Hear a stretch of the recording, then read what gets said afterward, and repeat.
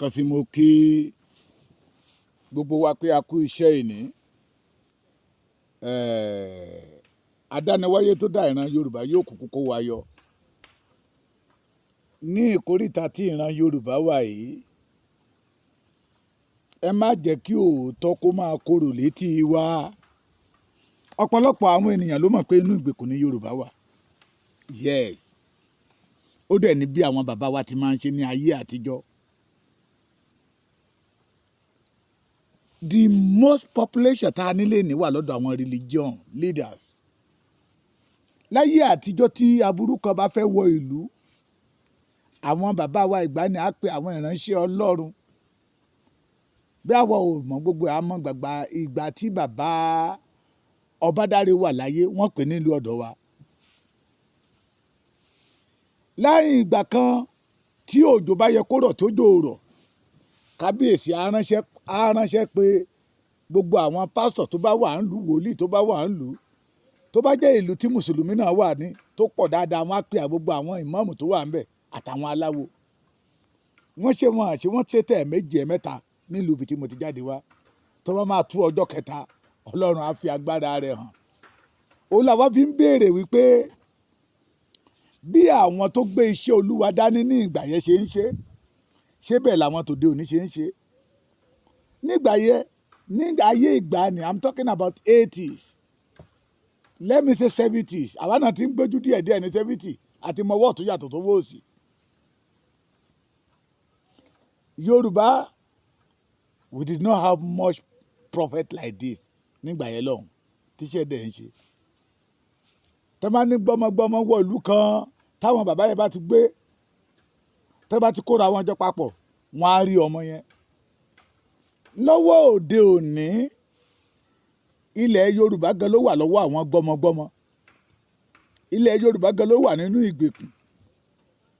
Ilẹ̀ wa gangan ló wà lọ́wọ́ aṣálẹ̀, lọ́wọ́ àjòjì ènìyàn. Igbebi tí gbogbo wa ń pa lénìí. A dẹ̀ ti sọ fún ọ̀pọ̀lọpọ̀ pé Nàìjíríà ò lè mú ebi kò lórí nínú ayé wa. The only thing tó lè mú ebi kò nínú ayé wa ni kó ní kálukú máa jórúkọ bàbá ẹ̀. Òun làwa fi sọ wípé the revolution tẹ́ ń pariwo. Tí Yorùbá bá dá dúró, tí Ìgbò dá dúró, táwùsá dá dúró, Yorùbá lórí ọ̀fẹ́ àti kápá àwọn èèyàn títí wọn. Kò ní lórí ọ̀fẹ́ kó máa kó owó Yorùbá lọ sí abroad, America, Canada, kó wá lọ máa sápamọ́ sàbújá, kó yí ọlọ́pàá mọ́ra wọn. Òfin ọ wà pé eléyìí amúrọ̀bà ni. That is why I challenge all the police people, the army, pé àwọn gan lọ́wọ́ nínú ìyà tó ń jẹ wáyé tó jọ ń jẹ àwa àtàwọn náà. Torí táwọn yẹn bá ti jalè tán tó ti bàlújẹ́ tán, àwọn náà máa kó yí ilé wọn káàkiri. I did not curse any pastor. I just give them challenge. Ojúṣe tó yẹ káwọn ìránṣẹ́ Ọlọ́run ṣe nílẹ̀ Yorùbá. I did not curse any pastor. Who am I to curse them? Mo ń gbà wọ́n nímọ̀ràn ni pé iṣẹ́ tó yẹ kán ṣe gẹ́gẹ́ bí olùṣọ́ àgùntàn, gẹ́gẹ̀ bí ẹni tọ́lọ́run gbé kalẹ̀, tọ́lọ́run ní ìdí yàn ní ilẹ̀ Yorùbá gẹ́gẹ́ bí ìránṣẹ́ Ọlọ́run. Ọlọ́run ò gbé wọn palẹ̀lẹ̀, kò gbé ìjọ kalẹ̀ láti mékè owó. Ìjọ àkọ́kọ́ wọn ò gbé kalẹ̀ láti mékè money, kán lè dín private jet, kán lè commercial, kán lè máa rìn kílẹ̀ máa rọ́, kán lè ní private helicopter. No! Tí ìyà dẹ̀ ń jẹ aráàlú. It is good to have money, but kì í ṣe pé 5% yìí ẹ̀ join, the remaining 95% wà nínú ìyà. And it is a disgrace, a shame for somebody like Baba Akintoye, kí ìran Yorùbá wà nínú ìyà báyìí, kí bàbá yẹn dákẹ́. That is why you see bàbá tó fi jáde síta. À ń pè mí lọ́mọ Awólọ́wọ̀. The vision of Awólọ́wọ̀ is not for the Yorùbá to be suffering. Lèmi fi ń pe ẹ̀yin pásítọ̀ òde òní, ẹ̀yin bàbá wa nínú Olúwa, disgrace ló máa jẹ́ fún yín. Tẹ́ ẹ̀ bá lè bá Yorùbá wojú Olúwa, kẹ́ẹ̀ké pé Olúwa kólúwa ó gbọ́, kólúwa ó yọ wá kù nínú ìgbèkùn tí ìran Yorùbá wà. Somebody like Baba Pastor Enoch Adéjàre Adébóyè, wọ́n mọ bàbá káàkiri gbogbo àgbáyé. bàbá ti káàkiri perform miracle. A gbọ́ wípé bàbá lòun lọ sí ìlú kan wẹ́dà bẹ̀ òun sọ pé Ọlọ́run kó yí padà torí ti tòun Ọlọ́run dẹ̀ yí padà òwò ẹ̀yẹ wà láàrin àwọn àtọlọ́run. Ṣùgbọ́n it is a shame for bàbá Akíntóyè bàbá Adébóyè. Ìran tẹ́ ti jáde wá kí Fúlàní máa pa wá nípakúpa. Shame ni o, ìtìjú ńlá ló jẹ́ fún yín sà. And you have tẹ́ bá ń ṣe sáfíìsì kan over millions. Tẹ́ bá sọ pé praise the Lord, echo praise the Lord, hallelujah, ìyá máa lọ na. And you cannot deliver, you cannot talk to God behalf of the Yorubas. It is a shame, sir. Tí àwọn tó súnmọ́ yín ò bá lè tán jẹ́ ọmọ redeem, tí wọn ò bá lè sọ fún yín sà, àwa ó sọ pé ìyà ń jẹ wá, a wà nínú ìgbèkùn. Àwọn kan, ìránṣẹ́ Ọlọ́run kan lọ́lọ́run ń lò láti tú Jẹ́ríkò lẹ̀. Bẹ́ẹ̀ ni Ọlọ́run gba ọwọ́ Sámúẹ́lì tú ọ̀pọ̀lọpọ̀ ìlú lẹ̀ nígbà tí ìyàn mú wọn. Wòlíì yẹn lọ ní pé tó bá máa dìwò yí ọ̀la, a ó ta a bag of rice ní 5 naira. Ìwé ìjòyè tó sọ pé níbo ni ó ti ṣẹlẹ̀, ó ní ojú ẹ̀ ló fi rí, kò ní jẹ́ ń bẹ̀, wọ́n tẹ̀ pa ni. That is the work of professor. Taraba ní àwọn ènìyàn. Baba Bishop David Oyedepo, it is a shame for you, sir. You have millions, billions in your account. Ẹni ṣọ́ọ̀ṣì káàkiri gbogbo ilẹ̀ Yorùbá. And 60 òmùàrán tẹ́ ẹ ti jáde sà kò ní sinmi lọ́wọ́ Fúlàní. Òmùàrán tẹ́ ẹ ti jáde have no peace under the Fulani called Nigeria country. So we must get out. Tẹ́ ẹ bá lè bá wa kékeré Ọlọ́run kọ́lọ́run kó ṣe ìpínyà láàrin àwa apààyàn ìran Yorùbá yìí pààyàn. Tí ìran Yorùbá wà nínú ìgbèkùn, tí gbogbo ẹ̀yin olórúkọ ńláńláńlá nínú ránṣẹ́ tí gbogbo àgbáyé mọ̀, tẹ́ ẹ bá lè bá Yorùbá kékeré Ọlọ́run behalf of you kẹ́sùwọ́ papọ̀ that God should deliver the Yoruba. It is a shame, sir. A máa béèrè lọ́wọ́ yín lọ́jọ́ ìkẹyìn tẹ́ ẹ bá mọ̀. Nínú ìrántí mo rí lénìí thank you God. Bíbélì wípé àṣírí Olúwa wà pẹ̀lú àwọn tó bẹ̀rù ẹ̀. Not those people bẹ̀rù àwọn president, governor, senator, rep. Not so people that bẹ̀rù àwọn dollar, pounds. No. Wọ́n kó owó yẹn wá lójú oorun pé it is for you. Mo ní no, mi ò ṣiṣẹ́ fún. Wọ́n náà fẹ́ yá mi ni, mo ní mi ò yáwó. Àní mo fẹ́ yá ẹni, mo ní mi ò yáwó sẹ́ẹ̀, mi ò yáwó. Mi àì mọ̀ sọ mi tó ń gbèsè, mi ò yáwó. Ókè mo fẹ́, mo ní mi ò fẹ́, mi ò mọ̀ yín rí, mo bá tají. Bàbá Olúkọ̀yà Mountain of Fire Miracle Ministry, ṣé mo gbà bẹ́ẹ̀ ṣe ń pè sá? I hear that you are from Osun State. Mi ò sure, mi ò dálù yín mọ̀ dáadáa. It is a disgrace and shameful, sir, for you as a general overseer of Mountain of Fire that your region, your people, your land, under the bondage of Fulani, that you cannot call God about it. Pé Olúwa tú ìran mi lẹ̀. Olúwa orísun ibi tí mo ti jáde nílẹ̀ Yorùbá, ó wà nínú ìgbèkùn. Olúwa deliver the Yoruba race. Tẹ́ ẹ bá lè ṣe yẹ tó bá jẹ́ pé individual deliverance lẹ́ ń ṣe káàkiri, Ọlọ́run máa béèrè lọ́wọ́ yín ní ọjọ́ ìkẹyìn. It's not a cause.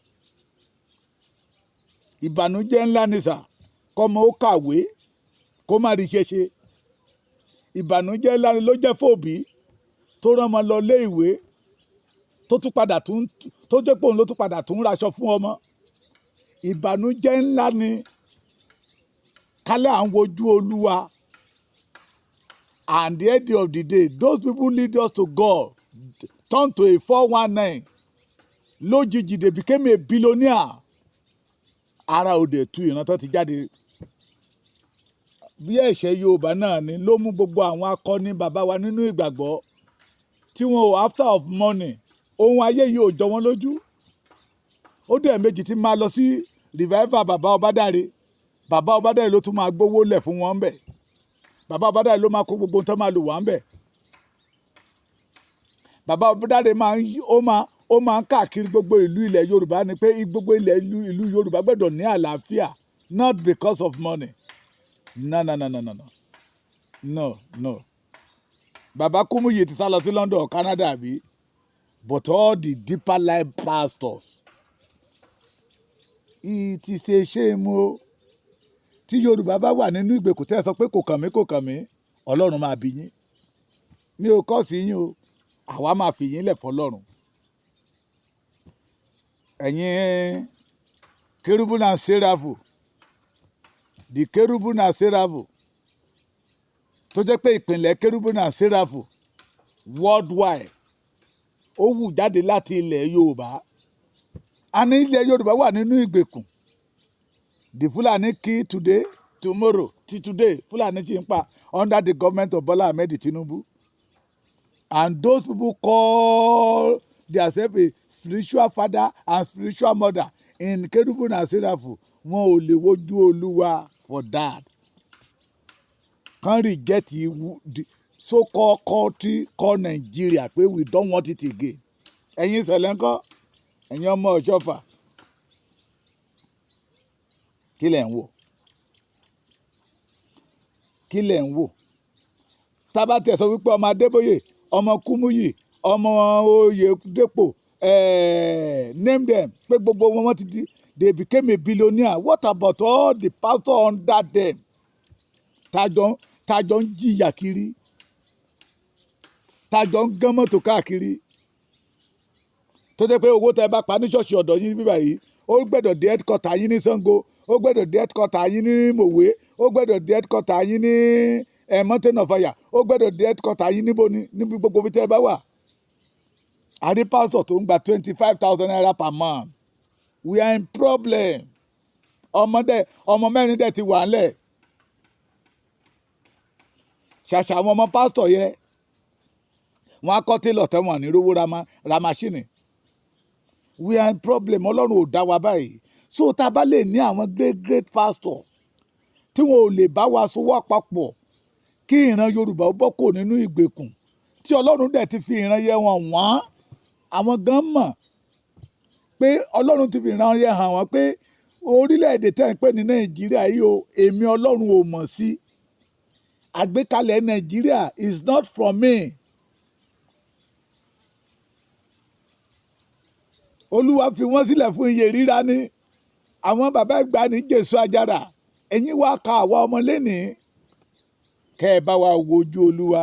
Israel was one time in problem, deep problem, but today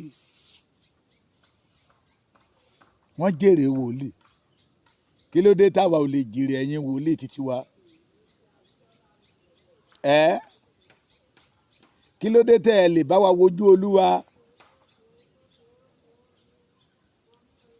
Àwọn pásítọ̀ tó bá tún jáde síta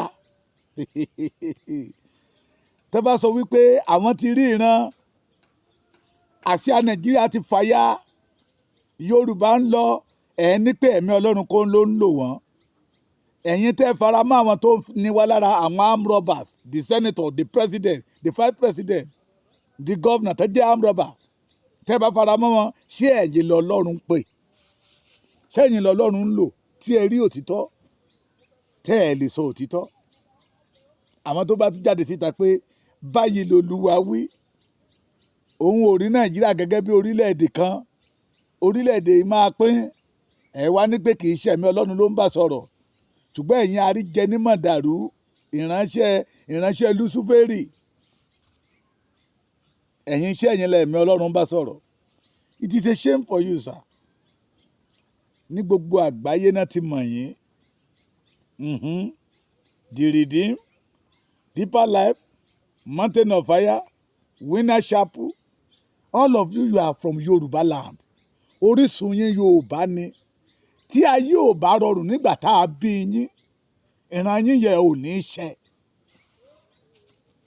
Tí àwọn bàbá ìgbà ni ò bá ṣe ohun tó dára, kẹ́ ẹ lè kọ́ ẹ̀kọ́ ìrọ̀rùn, ìran yín ò ní ṣẹ. Why all of you forget your origin? Why are you embrace the Fulani country called Nigeria?